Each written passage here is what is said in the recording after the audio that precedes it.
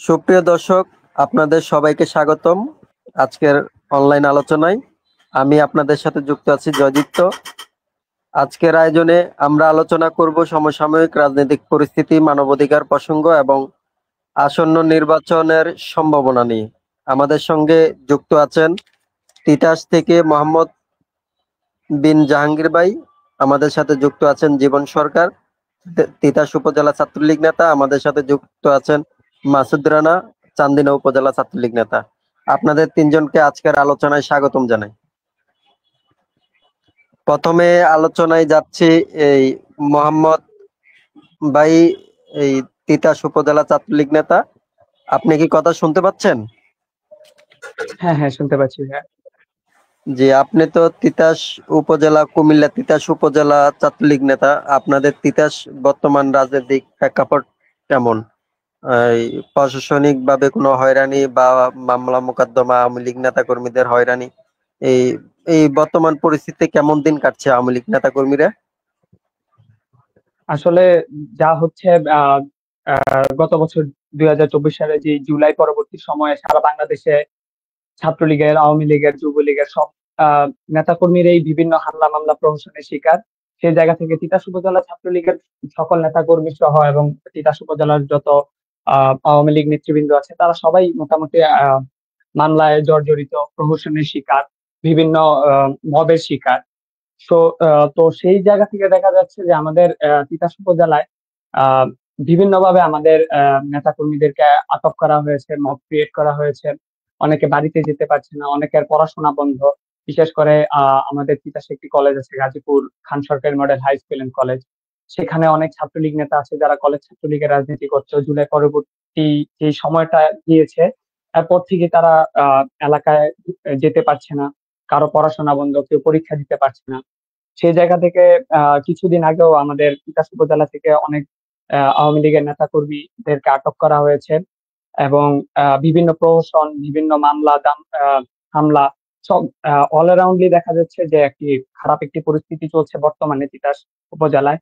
এবং কি বিগত সময় আমাদের যে লকডাউন কর্মসূচি দেওয়া হয়েছিল তেরো তেরো তারিখে, সেই 13 তারিখে নির্ভর করে জুলাইয়ের যেই মব ক্রিয়েটরস আছে বা যারা প্রহসন করছে তারা আমাদের তিতাসে অনেক রকমের সমস্যা করেছে। যেখানে দেখা গিয়েছে আমাদের স্বেচ্ছাসেবক লীগের একজন নেতা গ্রেপ্তার হয়েছে, শ্রমিক দলের একজন নেতা গ্রেপ্তার হয়েছে এবং অনেকেই এছাড়াও বিভিন্ন মামলায় জর্জরিত।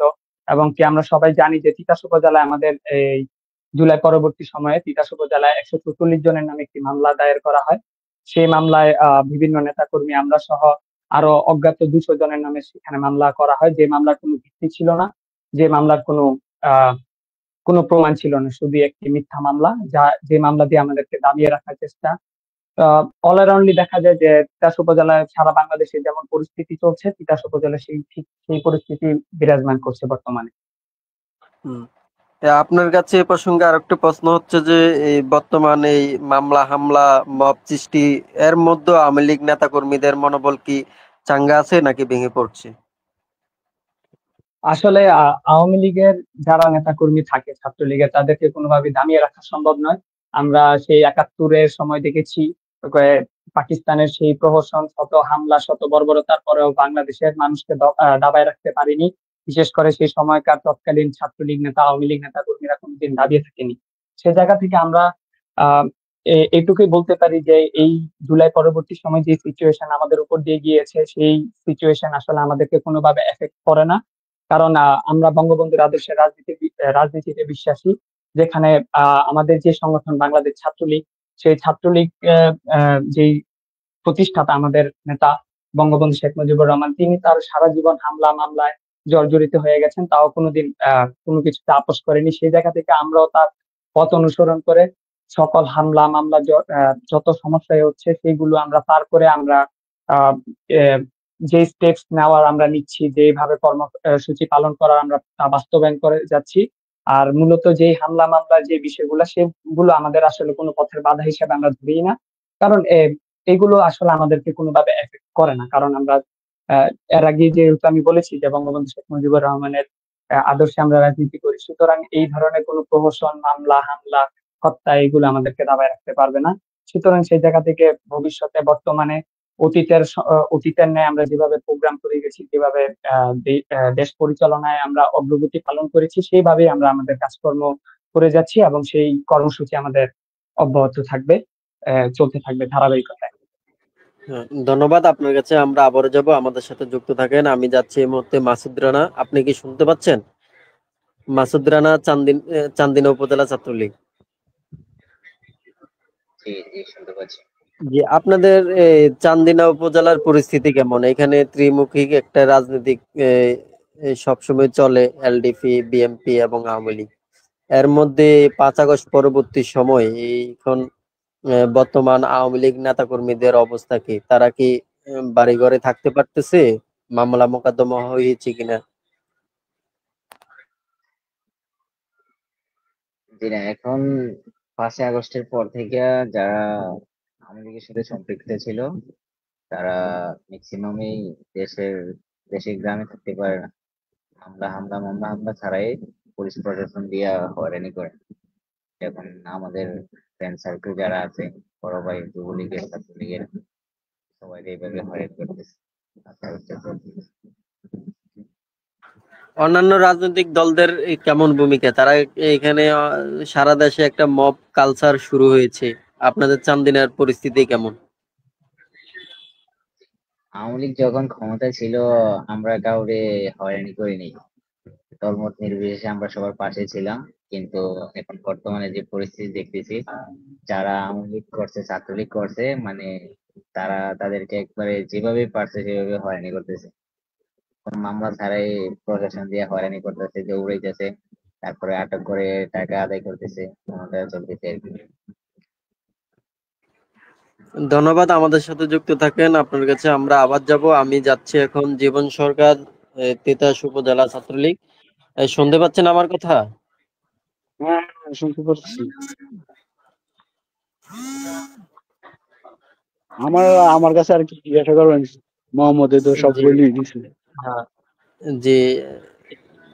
আমরা না, সম্প্রতি দেখলাম যে জননেত্রী শেখ হাসিনার এই একটি রায় দেওয়া হয়েছে, ফাঁসির রায়। সাথে আসাদুজ্জামান খান কামালও আছেন। তো এই পরিস্থিতি নিয়ে আপনার কাছ থেকে জানতে চাচ্ছি যে দেশের মানুষ এই রায়কে কিভাবে দেখছে? এই রায়কে মানুষ হাস্যকর হিসাবে দেখছে। এই রায় বাংলার মানুষ কখনো মানবে না। এই রায় কখনো বাংলার মানুষ গ্রহণযোগ্যতা মনে করে না। আহ মোহাম্মদ বিন জাহাঙ্গীর, আপনার কাছে যাচ্ছি, তিতাস উপজেলা ছাত্রলীগ। শুনতে পাচ্ছেন? জি জি। এই যে জননেত্রী শেখ হাসিনাকে ফাঁসির রায় দেওয়া হয়েছে, আসাদুজ্জামান কামাল ওনাকে স্বরাষ্ট্র মন্ত্রী, ওনাকে ফাঁসির রায় দেওয়া হয়েছে। এই দেশের মানুষ কিভাবে দেখছে? এই বিষয়ে আপনার বিশ্লেষণ কি? আসলে আহ এই যে রায় জননেত্রী শেখ হাসিনার বিরুদ্ধে দেওয়া হয়েছে এবং জামান খান কামাল সাহেবের বিরুদ্ধে দেওয়া হয়েছে, সেটা আসলে একটি ভিত্তিহীন মামলা এবং এটি একটি ক্যাঙ্গারু কোর্টের রায়, যা বাংলাদেশের মানুষ বর্জন করেছে, যা বাংলাদেশের মানুষ কোনোভাবেই মেনে নেবে না। এবং বাংলাদেশের গণতন্ত্র অনুসারে, বাংলাদেশের যেই সংবিধান অনুসারে এই মামলার আসলে কোনো এই রায়ের কোনো আসলে গ্রহণযোগ্যতা নেই। এবং কি আমরা বিভিন্ন ইন্টারন্যাশনাল নিউজ পোর্টাল গুলোতে আমরা দেখেছি, জাতিসংঘ থেকে শুরু করে বিভিন্ন জায়গায়, যেখানে আসলে এখানে আমাদের মাননীয় প্রধানমন্ত্রী জননেত্রী শেখ হাসিনাকে তার নিজের প্রসিকিউটর হিসেবে কোনো উকিলকে আসতে দেওয়া হয়নি। তো সব জায়গা থেকে যদি আমরা বিশ্লেষণ করি, সেই মামলাতে আসলে কোনো গ্রহণযোগ্যতা নেই। সুতরাং এগুলো দেখে আর সবচেয়ে বড় কথা, আমাদের নেত্রী জননেত্রী শেখ হাসিনা তিনি আগেই বলে দিয়েছেন মামলার রায় দেওয়ার আগে যে আই ডোন্ট কেয়ার।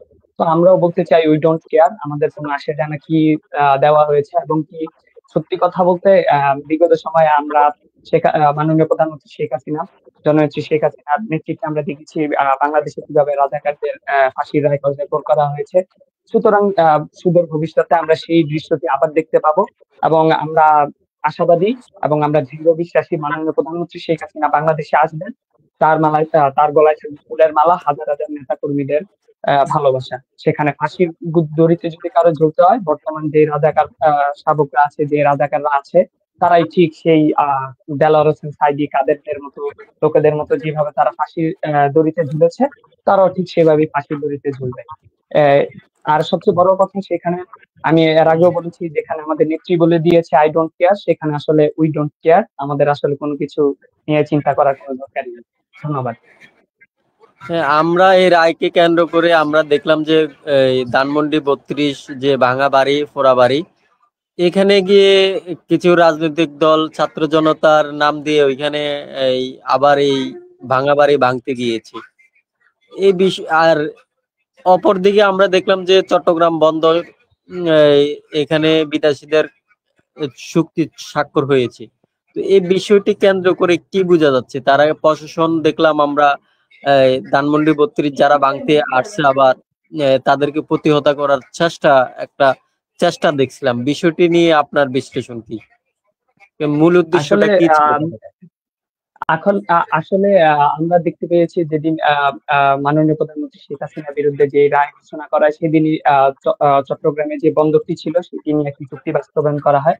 সে জায়গা থেকে আমি মনে করি আহ, এই যে মাননীয় প্রধানমন্ত্রী শেখ হাসিনার বিরুদ্ধে যে রায়টি দেওয়া হয়, আসলে সেটি দেওয়া হয়েছিল শুধুমাত্র এই ওই যে মাছ দিয়ে শাক ঢাকার, শাক দিয়ে মাছ ঢাকার যে বিষয়টি, সেই জিনিসটি করা হয়েছে বাংলাদেশের মানুষকে ওই দিকে ডাইভার্ট করে তারা এই চট্টগ্রাম বন্দরটিকে বিদেশিদের কাছে হস্তান্তর করে দেওয়া হয়েছে। সুতরাং আর এছাড়াও যখন দেখা গিয়েছে মাননীয় প্রধানমন্ত্রী শেখ হাসিনার বিরুদ্ধে যেই ক্যাঙ্গারুরের যেই ক্যাঙ্গারুর আদালতের যেই রায় দেওয়া হয়, তখন আহ, ছাত্র সাধারণ ছাত্র নামে যে জঙ্গিরা আছে, তারা ধানমন্ডি 32-এ আসলে আবার হামলা করতে যায়। আমরা বিগত সময় একটি জিনিস দেখেছি, যখন 5 আগস্টের পরে ধানমন্ডি 32-কে অলরেডি তারা ঘুরিয়ে দিয়েছে।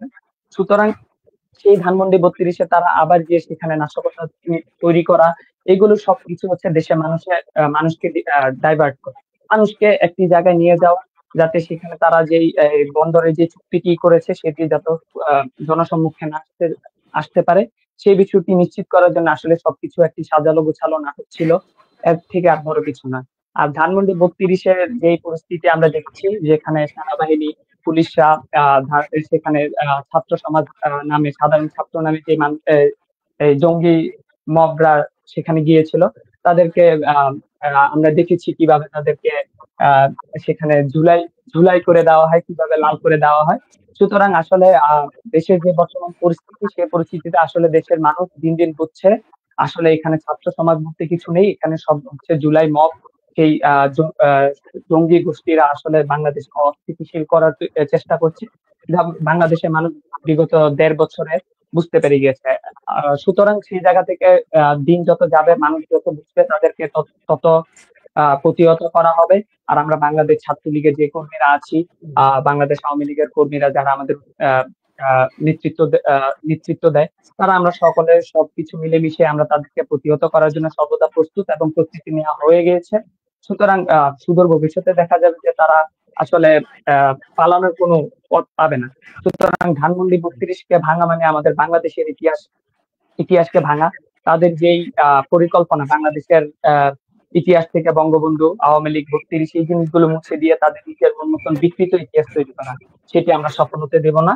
আর তারা বর্তমানে যে কর্মকাণ্ড করছে, সেই কর্মকাণ্ড দেখে বাংলাদেশের মানুষ আসলে তারা কোনোভাবেই তা মেনে নিতে পারছে না। দেশের পরিস্থিতি, জায়গায় জায়গায় খুন, ধর্ষণ, বিভিন্ন মব, এবং কি একটি অস্থিতিশীল যেই আহ, আহ, সময়টি এখন বাংলাদেশ করছে, তা বাংলাদেশের মানুষ আসলে সুদূর ভবিষ্যতে মেনে নেবে না। সুতরাং আমরা সেই সময়ের অপেক্ষায় আছি, যে সময় সারা বাংলাদেশের সাধারণ জনগণ, আহ খেটে খাওয়া মানুষ, তারা যখন তাদের বিরুদ্ধে নামবে, তখন ঠিক তারাও আসলে ঝুলাই হয়ে যাবে, অলরেডি ঝুলাই হয়ে গিয়েছে। বাকিটা আমরা সুদূর ভবিষ্যতে দেখতে পারবো। হুম। আপনার কাছে আমার শেষ প্রশ্ন হচ্ছে যে আসন্ন যে নির্বাচন ফেব্রুয়ারিতে করার একটা চিন্তা ভাবনা আছে, যে আওয়ামী লীগকে বাইরে রেখে নির্বাচনটা তারা করবে, এই বিষয় নিয়ে আপনার মতামত কি? আসলে এই বিষয় নিয়ে মতামত দেওয়ার কি আছে, আমরা আগেই বলে দিয়েছি no vote, no vote. And আমরা আগেও বলে দিয়েছি no Awami League, no election. তো আমরা সুদূর ভবিষ্যতে যে এই নির্বাচনের যে তারা প্রতিশ্রুতি তারা দিচ্ছে, আসলে সেই নির্বাচন আদৌ কি হবে কি হবে না, দেশের মানুষের মানুষের মতের বাইরে যে তো নির্বাচন করা সম্ভব না, যেখানে আমরা জানি বাংলাদেশের মোর দ্যান 50% মানুষ, মোর দ্যান 40% মানুষ বাংলাদেশ আওয়ামী লীগকে সমর্থন করে। এখানে আমরা যদি হিসাব করি, মোটামুটি 6 থেকে 7 কোটি মানুষ বাংলাদেশ আওয়ামী লীগকে সমর্থন করে। সেই জায়গা থেকে এই একটি সংখ্যাগরিষ্ঠ মানুষ, জনমানুষদেরকে বাইরে ফেলে রেখে তারা তো নির্বাচন কোনোভাবে করতে পারে না। সুতরাং আমরা যা বলেছি, আগে বলেছি যা, এখনো তাই বলি, no vote, no elections, no Sheikh Hasina, no elections. ধন্যবাদ আপনাকে, আপনি সঙ্গে থাকুন। আপনার কাছে আমরা সুযোগ পেলে আবারও আসবো। আমাদের সাথে যুক্ত হয়েছে অন্তর অন্তর, সরকার। আসসালামু ভাইয়ের আলাইকুম। পরিচয়টা জানাবেন। ওয়ালাইকুম আসসালাম। আমি মোহাম্মদ অন্তর সরকার, সহসভাপতি কলাকান্দি ইউনিয়ন ছাত্রলীগ তিতাস উপজেলা শাখা, কুমিল্লা উত্তর। যে আপনি আমাদের সাথে যুক্ত হওয়ার জন্য অসংখ্য ধন্যবাদ। আপনার কাছে এই সরাসরি প্রশ্ন উত্তরে চলে যাচ্ছি। এই যে ছাত্রলীগ সন্দেহের ভিত্তিতে কুমিল্লাতে আমরা দেখলাম 14 বছরের এক স্কুল ছাত্রকে কারাগারে পাঠানো হয়েছে, এমন একটি ঘটনা ঘটেছে। এই বিষয় নিয়ে আপনার বিশ্লেষণ কি, মন্তব্য কি? যে স্কুল পড়ুয়া বিসমিল্লাহির রহমানির রহিম। সর্বপ্রথম আমি স্মরণ করছি হাজার বছরের শ্রেষ্ঠ বাঙালি জাতির মহানায়ক, জাতির জনক বঙ্গবন্ধু শেখ মুজিবুর রহমান সহ 15ই আগস্ট ঘাতকদের হাতে নির্মমভাবে শহীদ হওয়া মুজিব পরিবারের সকল সদস্যকে, এবং তারই সাথে আমি স্মরণ করছি 71-এ রণাঙ্গনের মুক্তিযোদ্ধা 30 লক্ষ শহীদ এবং 2 লক্ষ মা বোনদেরকে। আমার যে প্রশ্নটা করলেন, এটা দেখে আমরা খুবই, কি বলবো, আমাদের হৃদয় রক্তক্ষরণ হচ্ছে। একটি স্কুল পড়ুয়া নাবালক শিশু, এখনো স্কুল পড়ুয়া নাবালক শিশু, তাকে ছাত্রলীগ ট্যাগ দিয়ে অবৈধ ইউনূস সরকারের প্রশাসন তাকে অ্যারেস্ট করে, তাকে কোর্টে প্রেরণ করে এবং জেল হাজতে প্রেরণ করে। আমাদের, যাদের বাংলাদেশের মানুষের বিবেক আছে, তারা অবশ্যই বুঝতে পারবে যে একটি নাবালক শিশুকে ছাত্রলীগ ট্যাগ দিয়ে যখন জেল হাজতে প্রেরণ করা হয়, এরকম একটি সরকার কখনোই, যে সরকারের মাধ্যমে একজন নাবালক শিশু নিরাপদ নয়, তাকে জেল হাজতে প্রেরণ করে, সেই সরকার বাংলাদেশে আর কি কি ঘটাতে পারবে সেটা বাংলাদেশের জনগণ বুঝে গেছে। ইউনূসের সময় শেষ, অতি শীঘ্রই ইউনূস, ঠিক আছে, ইউনূস পালানোর জায়গা পাবে না। এই নাবালক শিশুটার পরীক্ষা সামনে, সে জেলের ভিতরে নাকি সে বলছে যে আমি কি পরীক্ষাটা দিতে পারবো, তার বাবা তার পরীক্ষার এনআইডি কার্ড, সরি, পরীক্ষার যে আমরা কি বললি ওটাকে, যেটা আমাদের পরীক্ষায় লাগে আর কি, প্রবেশপত্র, প্রবেশপত্রটা নিয়ে তার বাবা কান্না করছে।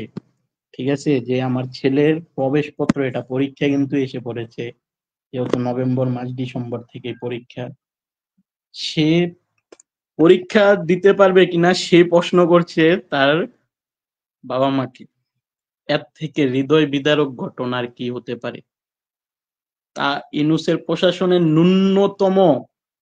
ন্যূনতম যদি তাদের জ্ঞান এবং মনুষ্যত্ব থাকে, একটি নাবালক শিশু, হয়তো সে বঙ্গবন্ধু কন্যার বা আমাদের ছাত্রলীগকে ভালোবাসতো, হয়তো বা, আমরা এখনো সেটা জানি না, ছাত্রলীগকে আচ্ছা, আমি ভালোবাসতো। ধরে নিলাম যে সে বঙ্গবন্ধুকে ভালোবাসে, শেখ হাসিনাকে হ্যাঁ, ভালোবাসে বা ছাত্রলীগ সমর্থন করে। হ্যাঁ, তো এই হ্যাঁ, হ্যাঁ। 14 বছরের একটা শিশুকে এই এত ভয়, এই ভয় পাওয়ার কারণটা কি বলে মনে করেন আপনি? ভয়টার কারণ কি? ইউনূসের ওদের এটাই ভয় যে একটি 14 বছরের শিশুকে তারা এত ভয় যে তাকে জেলে বন্দি রাখতে হবে। তার মানে আপনি বুঝেন, আপনারা বুঝে নেন যে ইউনূস কতটা, ঠিক আছে, ভয়ে আছে। বাংলাদেশ আওয়ামী লীগ, যুবলীগ, ছাত্রলীগকে নিয়ে কতটা ভয়ে আছে যে একজন 14 বছরের ছাত্রকেও তারা জেলে বন্দি করে, যে তারা কখন কি করে। আরে ভাই, তোকে তো বাংলার জনগণই হাঁটাবে, এবং বাংলার জনগণই আমাদের মাননীয় প্রধানমন্ত্রীকে প্রত্যাবর্তন করাবে, এটা 100% শিওর। কারণ বাংলার প্রতিটি মেহনতি মানুষ, রিক্সা চালক, ভ্যান চালক, কৃষক, শ্রমিক, দিনমজুর, আপনি দেখেন বিভিন্ন সোশ্যাল মিডিয়া যেগুলো পেজে যারা সাংবাদিকতা করে, তারা প্রশ্ন করে, আমাদের জাতীয় মিডিয়া বা যেসব মিডিয়া আছে তারা তো কখনো আওয়ামী লীগকে নিয়ে প্রশ্ন করে না, কিন্তু ওনারা করে। তখন তাদের মনের ভাবটা তারা প্রকাশ করে যে হ্যাঁ, শেখ হাসিনার আমলেই আমরা ভালো ছিলাম। শেখ হাসিনা আমাদেরকে বিধবা ভাতা, বয়স্ক ভাতা, প্রতিবন্ধী ভাতা সব দিত, ইউনূস সরকার এখন আমাদেরকে দিচ্ছে না। একজন রিক্সা চালক বলে যে শেখ হাসিনা থাকতে প্রতিদিন আমি 3 থেকে 4 হাজার টাকা ইনকাম করতাম, এখন আমার 1 হাজার টাকা ইনকাম করতেও আমার হিমশিম খেতে হয়। ঠিক আছে, ইউনূস বাংলাদেশের যে সবচেয়ে বড়, ঠিক আছে, আমাদের কি বলে বন্দর, সে বন্দর বিদেশিদের হাতে তুলে দিয়েছে। বন্দরটা বিদেশিদের হাতে তুলে দিয়েছে। সেন্ট মার্টিনও হয়তোবা তুলে দিয়েছে কিনা বলতে পারি না, কারণ সেন্ট মার্টিনে এখন আমাদের সাধারণ মানুষ যাওয়া নিষেধ।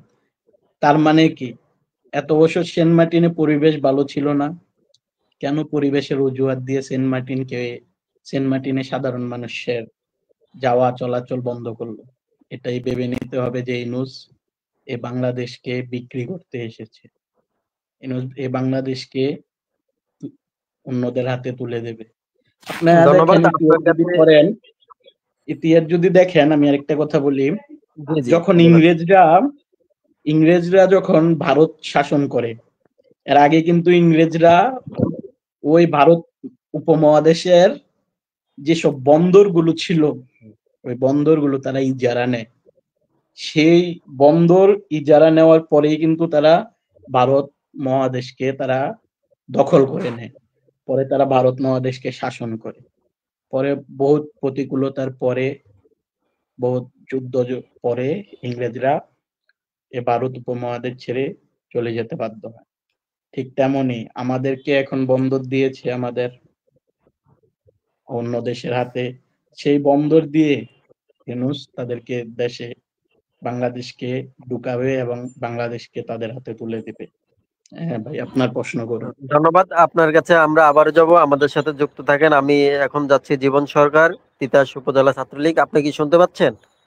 জীবন হ্যাঁ সরকার, হ্যাঁ, শুনতে পাচ্ছি। জি জি জি। যে এই যে আসন্ন নির্বাচন, ফেব্রুয়ারিতে যে নির্বাচন করার তারা ঘোষণা দিয়েছে, যে আওয়ামী লীগকে বাইরে রেখে এই নির্বাচন কি আদৌ করা সম্ভব হবে কিনা, কি মনে হয় আপনার? উম, আমার আমার মনে হয় এই সাধারণ মানুষ জনগণের কি এই সবচেয়ে বড়, নির্বাচনটাকে সমর্থন করবে? জি না, এটা গ্রহণযোগ্য না। বাংলাদেশ হুম, মানেই আওয়ামী লীগ, বাংলাদেশ নাই আওয়ামী লীগ নাই, বাংলাদেশ মানে আওয়ামী লীগ। হুম। অন্তর সরকার, আপনার কাছে যাচ্ছে, আপনি শুনতে পাচ্ছেন? অন্তর সরকার, আহ, জি অন্তর সরকার, আপনি শুনতে পাচ্ছেন? আপনার মাইক্রোফোন অফ মিউট করা করুন। আছে। হ্যাঁ, হ্যাঁ ভাই, দুঃখিত। ওই আমি একটু ফেসবুকে আপনাদের লাইভটা শেয়ার জি করতে জি। যাচ্ছিলাম। হ্যাঁ, আচ্ছা, আপনার কাছে এই যে জাতীয় নির্বাচন যে ফেব্রুয়ারিতে তারা করার ঘোষণা দেওয়া হয়েছে, যে দেশে যে দলের প্রধানের নেতৃত্বে বাংলাদেশ স্বাধীন হয়েছে, যে দলের নেতৃত্বে বাংলাদেশ স্বাধীন হয়েছে, এই দলকে বাইরে রেখে কি নির্বাচন করা কি সম্ভব হবে? সাধারণ মানুষ কি তাকে গ্রহণ করবে? কেন্দ্রে কি ভোট দিতে যাবে? ধন্যবাদ। আপনি দেখেন, বাংলাদেশ সৃষ্টির 53 বছরের মধ্যে যে দলটি 23 বছর বাংলাদেশের ক্ষমতায়, বাংলাদেশ আওয়ামী লীগ, সেই দলকে বাদ দিয়ে নির্বাচন করা কি আদৌ সম্ভব এবং সেই নির্বাচন কি গ্রহণযোগ্য নির্বাচন হবে? এটা কি বাংলার মানুষ মেনে নেবে? বাংলাদেশের 60 থেকে 70% জনগণ বাংলাদেশ আওয়ামী লীগের ভোটার। সেই নির্বাচনে কত পার্সেন্ট ভোট পড়বে আমার আদৌ জানা নেই। আদৌ জানা নেই যে নির্বাচন হবে কিনা। বাংলাদেশ আওয়ামী লীগকে ব্যতীত নির্বাচন করা কখনোই সম্ভব না। কারণ যেই দলটি নেতৃত্বে বাংলাদেশে মুক্তিযুদ্ধ সংগঠিত হয়েছে, যেই দলের প্রধান বা প্রতিষ্ঠাতা যিনি আমাদের জাতির জনক বঙ্গবন্ধু শেখ মুজিবুর রহমান, তার দলকে বাদ দিয়ে বাংলাদেশে নির্বাচন এটা গ্রহণযোগ্য বা এটা বৈধ নির্বাচন হবে, এটা কখনোই আশা করা যায় না। তারা যদি নির্বাচন করেও সেটা হবে প্রহসনের নির্বাচন, সেটা হবে অবৈধ নির্বাচন, সেটা হবে বাংলাদেশের জনগণের অগ্রহণযোগ্য নির্বাচন। ঠিক আছে। আর ধন্যবাদ এই আপনার কাছে। নির্বাচনে জি জি, বলেন বলেন। এই নির্বাচনে সাধারণ কৃষক, শ্রমিক, রিক্সা চালক, মা বোন যারা আছে, গার্মেন্টস শ্রমিক, তারা কেউই ভোট দিতে যাবে না কেন্দ্রে। আপনি দেখবেন নির্বাচন কেন্দ্রে যদি নির্বাচন হয়, নির্বাচন কেন্দ্রে কুকুর ঘুমাবে, এটা আমি বলে দিলাম। ধন্যবাদ। হুম, হ্যাঁ ধন্যবাদ। আপনি আমাদের সঙ্গে থাকুন, আপনার কাছে আমরা আবার যাব। আমি যাচ্ছি মুফতি মোহাম্মদ বিন জাহাঙ্গীর। আপনি শুনতে পাচ্ছেন? জি। যে আমরা দেখলাম যে আওয়ামী লীগের ডাকা লকডাউন 13 তারিখ এবং 16-17 তারিখ যে লকডাউন শাটডাউন কর্মসূচি হয়েছে, মানুষের সাড়া কেমন দেখেছেন? আসলে যেটি প্রথমে বলতে হয়, আমার সহযোদ্ধা সহকর্মী জীবন সরকার একটি কথা বলে গিয়েছিলেন যে মোর দেন 60% বাংলাদেশের মানুষ আওয়ামী লীগকে সমর্থন করে। সেই জায়গা থেকে আহ, আহ, আমরা বলতেই পারি যে সারা বাংলাদেশে আসলে লকডাউনটি আসলে চোখে পড়ার মতো ছিল। কারণ সারা বাংলাদেশের মানুষ আওয়ামী লীগের ঢাকা লকডাউনকে সাড়া দিয়েছে। তারা যারা বিক্ষোভ মিছিল করতে পেরেছে তারা বিক্ষোভ মিছিল করেছে। যারা পারেনি, যারা কোনো কারণে আসলে রাস্তায় নামতে পারেনি, তারা তাদের ঘরে বসে আমাদের লকডাউনকে সমর্থন দিয়েছে। যেখানে আমরা ঢাকা শহরে দেখেছি আহ যেই যেই রাস্তাগুলো আসলে সবসময় যানজটে পরিপূর্ণ থাকতো, সেই রাস্তাঘাটগুলো 13 তারিখে আমরা দেখেছি একদম খালি। এছাড়াও বিভিন্ন বিশ্ববিদ্যালয় আমরা দেখেছি, বিশেষ করে প্রাইভেট বিশ্ববিদ্যালয়গুলো, যেখানে তারা 13 তারিখের কর্মসূচি, আওয়ামী লীগের ডাকা কর্মসূচিকে আহ, কর্মসূচি উপলক্ষে তারা তাদের যে ফিজিক্যাল যে ক্লাসগুলো ছিল, সেই ক্লাসগুলোকে তারা পরবর্তীতে অনলাইন ক্লাসে নিয়ে যেতে বাধ্য হয় আওয়ামী লীগের ডাকা লকডাউন কর্মসূচির কারণে। এবং কি বিভিন্ন জাতীয় বিশ্ববিদ্যালয়গুলোতে ছেলে মেয়েদেরকে আমরা দেখেছি তারা ক্লাস বর্জন করেছে, ক্লাসে যায়নি। এছাড়াও আমরা দেখেছি দোকানপাট বিভিন্ন জায়গায়, বিভিন্ন মার্কেট গুলোতে দোকানপাট বন্ধ ছিল। সো অল অ্যারাউন্ডলি আমরা বলতে পারি। এবং আমরা দেখেছি শরীয়তপুরে পদ্মার পাড়ে যে মানুষগুলো ছিল, শরীয়তপুরে তারা সেখানে গাছ কেটে রাস্তা বন্ধ করে দিয়েছিল, যার কারণে আমরা দেখেছি সেখানে যান চলাচল বন্ধ ছিল, পদ্মা সেতু বন্ধ ছিল, এবং ঢাকা শহরের ঢোকার যে বিভিন্ন মেইন রুট গুলো ছিল সেই রুট গুলো আমরা দেখতে পেয়েছি বন্ধ ছিল। সুতরাং আমরা যে কর্মসূচি আওয়ামী লীগের ডাকা হয়েছিল লকডাউন, সেই লকডাউনকে আমরা সুন্দর করে আমরা মানে খালি চোখে আমরা তা দেখতে পেরেছি। সুতরাং সেটা নিয়ে কোনো প্রশ্নে ওঠার কিছু নেই যে আমাদের লকডাউন কি ছিল। আমরা বলতে চাই আমাদের লকডাউন কর্মসূচি সফল হয়েছে। এবং পরবর্তীতে যে আমাদের শাটডাউন কর্মসূচি গুলো নির্দেশনা দেওয়া হয়েছে, সেগুলোর এফেক্ট বাংলাদেশে বর্তমানে বিরাজমান। আমরা বিভিন্ন বিশ্ববিদ্যালয়ে এখনো দেখছি ছেলেমেয়েরা বিভিন্ন কারণে আওয়ামী লীগের ডাকা শাটডাউনের কারণে অনেকে হয়তো ভয়ে, অনেকে হয়তো আওয়ামী লীগকে সমর্থন করে ক্লাস বর্জন করছে, ক্লাসে যাচ্ছে না, বাবা মারা তাদের ছেলে মেয়েদেরকে ক্লাসে যেতে দিচ্ছে না। অল অ্যারাউন্ডলি আমরা বলতে পারি আমাদের যে কর্মসূচি গুলো ছিল সেই সব কর্মসূচি আমাদের সফল হয়েছে। এবং আগত যে ভবিষ্যতে আমাদের আরো কঠোর যে কর্মসূচি গুলো থাকবে, শাটডাউন থেকে শুরু করে বিক্ষোভ মিছিল, তাও আমরা ইনশাল্লাহ বাংলাদেশ আওয়ামী লীগের, ছাত্রলীগের, যুবলীগের, স্বেচ্ছাসেবক লীগ, বিভিন্ন অঙ্গ সংগঠন সমূহ আমরা সবাই মিলেমিশে একত্রিত হয়ে সেই কর্মসূচি গুলো আমরা বাস্তবায়ন করব।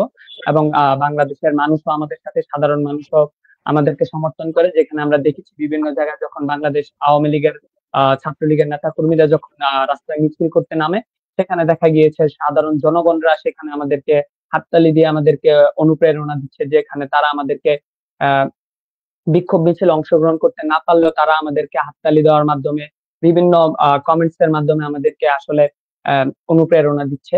সুতরাং আস্তে আস্তে যেই সময়টা যাচ্ছে, যত সময় যাবে তত হচ্ছে এই অবৈধ যে সরকার, ইউনূস সরকার আছে, সেই সরকার তত দুর্বল হয়ে পড়বে। তত যত সময় যাবে তত সময়ের মধ্যে দেখা যাবে একটি সময় যেখানে বাংলাদেশের সাধারণ মানুষ এই সরকারকে আর সমর্থন করবে না, এবং সারা বাংলাদেশের মানুষ একত্রিত হয়ে যখন বাংলাদেশে নামবে, তখন এই অবৈধ যে রেজিম, ইউনূস সরকার আছে, সেই সরকারের পতন হয়ে যাবে ইনশাআল্লাহ।